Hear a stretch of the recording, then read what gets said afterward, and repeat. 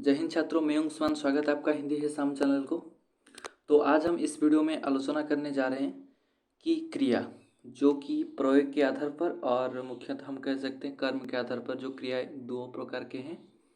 पहले तो हो गया आपका कि सकर्मक क्रिया और दूसरा हो गया अकर्मक क्रिया। तो ये जो क्रिया के चैप्टर हैं तो कर्म के आधार पर या प्रयोग के आधार पर आप कह सकते हैं जो क्रियाएं दो प्रकार है। पहले हो गया आपका सकर्मक और दूसरा हो गया अकर्मक। तो पहले हम क्रिया क्रिया का मतलब क्या है। तो क्रिया का मतलब होता है कि करना। ठीक है, क्रिया का मतलब होता है करना, यानी काम या कार्य भी आप कह सकते हैं। तो जिस शब्द से कार्य का करना या होना पाया जाए उसे कहते हैं हम क्रिया। जैसे आपका हो गया खेलना, बैठना, पढ़ना, खाना, अलसाना, ठीक है, टिमटिमाना, और आपका हो गया नाचना। ये सब क्रियाएं हैं। ठीक है, तो चलिए आज हम इस वीडियो को शुरू करते हैं कि सकर्मक क्रिया और अकर्मक क्रिया अक्सर में होता क्या है। तो चलिए, तो यहाँ पर है कि सकर्मक क्रिया। ठीक है, तो हम सकर्मक क्रिया किसे कहेंगे। तो यहाँ पर दिया गया है कि सकर्मक का अर्थ है सकर्म यानी कर्म के साथ। जैसे आपका हो गया सकर्मक यानी कर्म के साथ, यानी कर्म होगा ही होगा उस वाक्य में। ठीक है, उस वाक्य में कर्म होगा ही होगा। अर्थात जब किसी वाक्य में कर्म के साथ क्रिया का प्रयोग होता है, अगर किसी वाक्य ने आपको दे दिया है वाक्य और उस वाक्य में क्या होगा कि कर्म होगा, क्या होगा, कर्म होगा और क्रिया भी होगा। ठीक है, जैसे हो गया आपका जिस क्रिया के द्वारा कार्य का फल कर्ता पर ना पड़कर कर्म पर पड़ता है।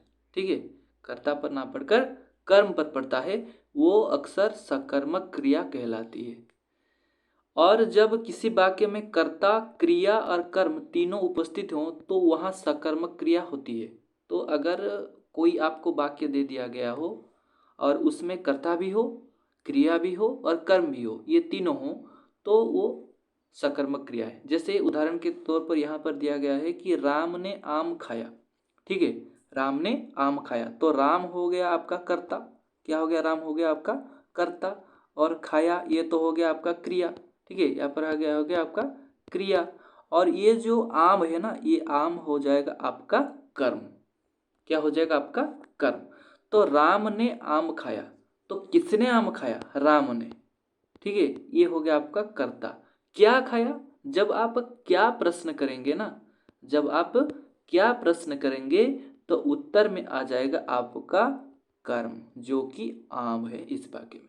तो यहाँ पर दिया गया है वही कि इस वाक्य में राम करता है, हाँ जी करता है, और खाया क्रिया है, हाँ बिल्कुल सही, खाया जो क्रिया है, और क्या है कि आम यहाँ पर कर्म है। हाँ ठीक है, यहाँ पर आम आपका हो गया कर्म हो गया, जो कि हम क्या प्रश्न करने से जो उत्तर आया उसे कहते हैं आम, और आम होता है आपका कर्म। किंतु ये कौन सी क्रिया है, सकर्मक या अकर्मक, आपको जानना है। ठीक है, ध्यान दीजिए, ये वीडियो आपके लिए थोड़ी सी लंबी हो सकती है, लेकिन आप इस वाक्य को समझें पहले। तो यहाँ पर दिया गया है कि राम ने आम खाया, राम हो गया आपका कर्ता, यानी जो करता है। आपका खाया हो गया क्रिया, और बचा जो आम, ये जब हम क्या प्रश्न करेंगे तो क्या प्रश्न करने के बाद जो उत्तर आता है हमें वो होता है आम, और आम यहाँ पर हो जाएगा आपका कर्म। किंतु आपका पता नहीं है कि यह सकर्मक है कि अकर्मक, क्योंकि इस वाक्य में कर्ता, क्रिया और कर्म तीन उपस्थित हैं, तो यहाँ पर सकर्मक क्रिया है। जैसे मैंने आपको बता दिया है यहाँ पर कि यहाँ पर लिखा भी गया है, जब वाक्य में कर्ता, क्रिया, कर्म ये तीनों उपस्थित हों तो आप वहाँ सकर्मक क्रिया होती है। क्या होती है, सकर्मक क्रिया। फिर हम आगे बढ़ते हैं।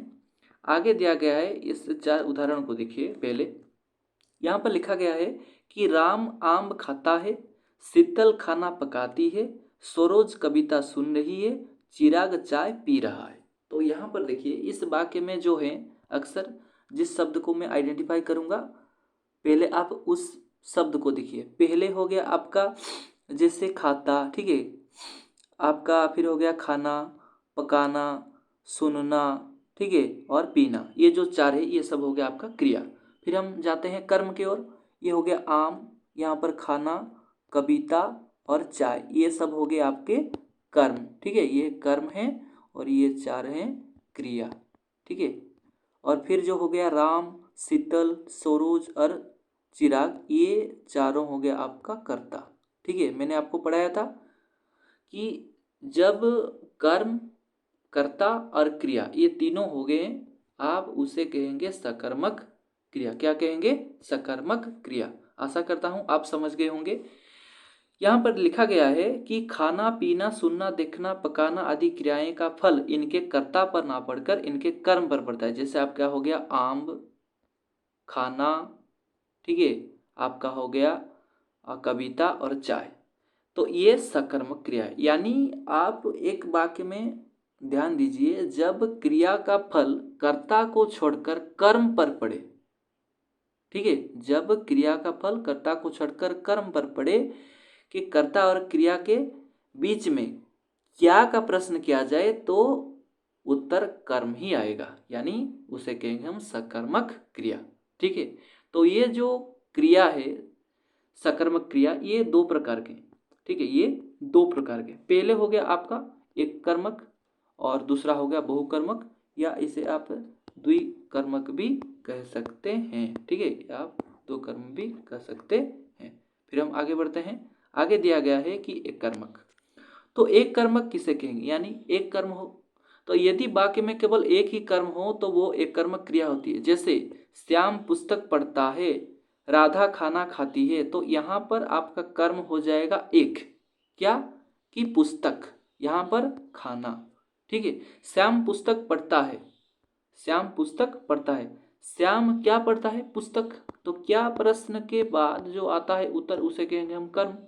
राधा खाना खाती है, राधा क्या खाती है? खाना खाती है, इसलिए हो गया आपका ये कर्म, ठीक है। यहाँ पर एक कर्म है इसलिए एक कर्मक कहेंगे। तो हम आगे बढ़ते हैं। आगे दिया गया है कि बहुकर्मक यानी जो द्विकर्मक। तो यहाँ पर है यदि वाक्य में एक से अधिक कर्म हो तो उसे हम बहुकर्मक या द्विकर्मक कह सकते हैं। जैसे रीना टीना को किताब पढ़ा रही है, ज्योति प्रिया को पत्र लिख रही है।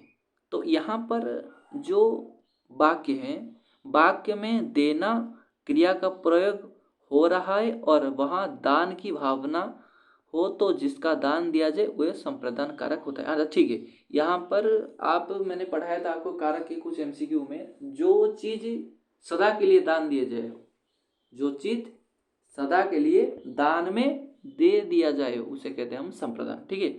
तो यहाँ पर किताब और टीना, पत्र और प्रिया ये दो कर्म है, इसलिए आप कहेंगे इसको बहुकर्मक या द्विकर्मक। चलिए फिर हम आगे बढ़ते हैं।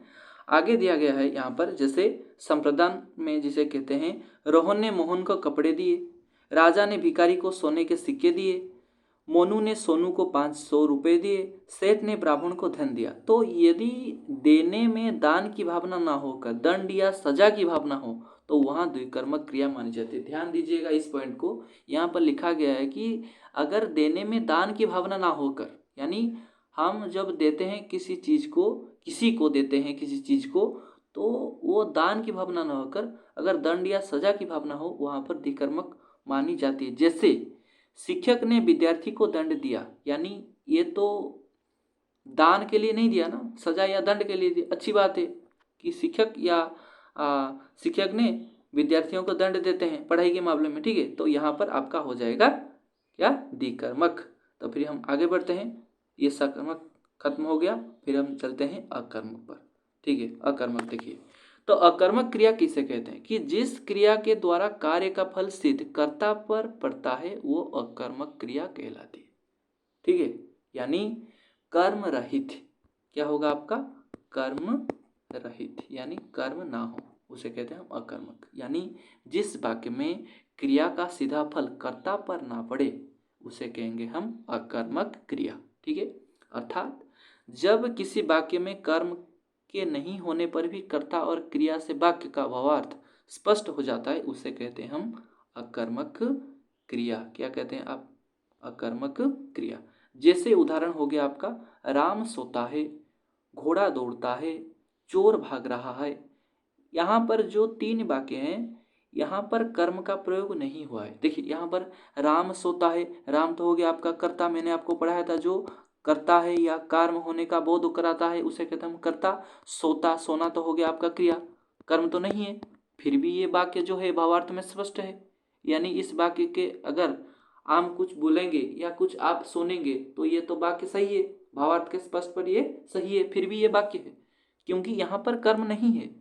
तो यहाँ पर लिखा गया है कि उपरोक्त सभी वाक्यों में कर्म का प्रयोग नहीं हुआ है, फिर भी ये जो है वाक्य पूर्ण भाव से स्पष्ट हो रहा है। यानी देखिए यहाँ पर राम सोता है, कौन सोता है? राम सोता है। तो राम सोना, घोड़ा दौड़ना, चोर भागना, यहाँ पर कर्म नहीं है, फिर भी हम इसे भावार्थ वाली स्पष्ट वाक्य कहेंगे। ये हो गया आपका अकर्मक यानी कर्म रहित। फिर हम आगे बढ़ते हैं।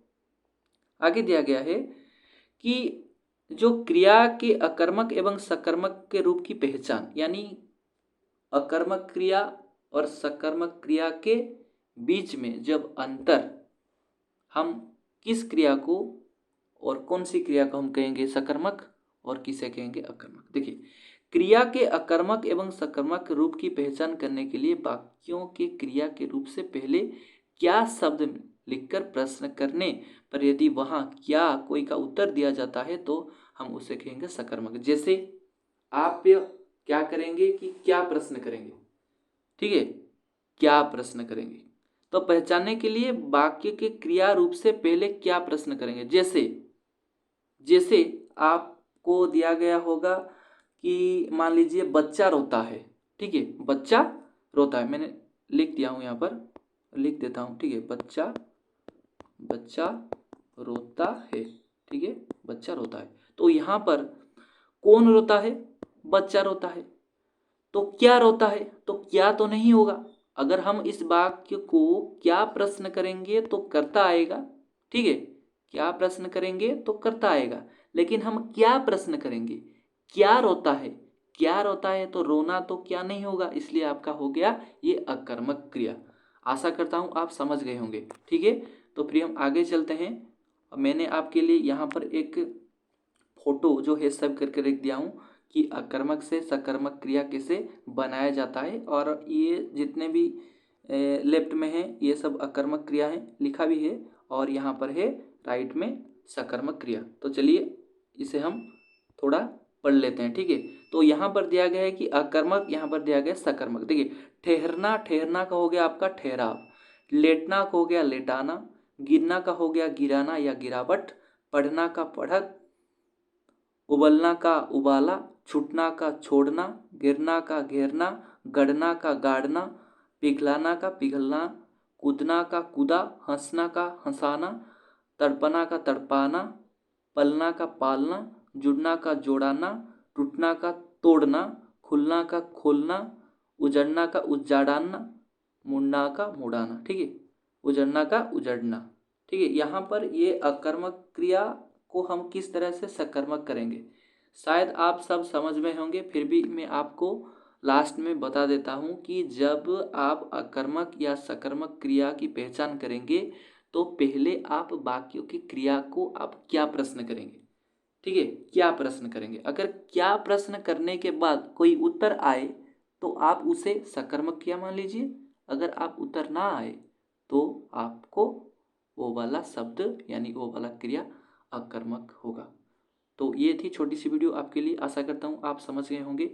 अगर मेरे चैनल में आप नए हैं तो वीडियो को शेयर करें, लाइक करें और प्लीज़ सब्सक्राइब करें, और आगे भी आपके लिए धीरे धीरे सब वीडियो में डालता रहूँगा, समझाता रहूँगा आखिरी वक्त तक। तब तक के लिए धन्यवाद।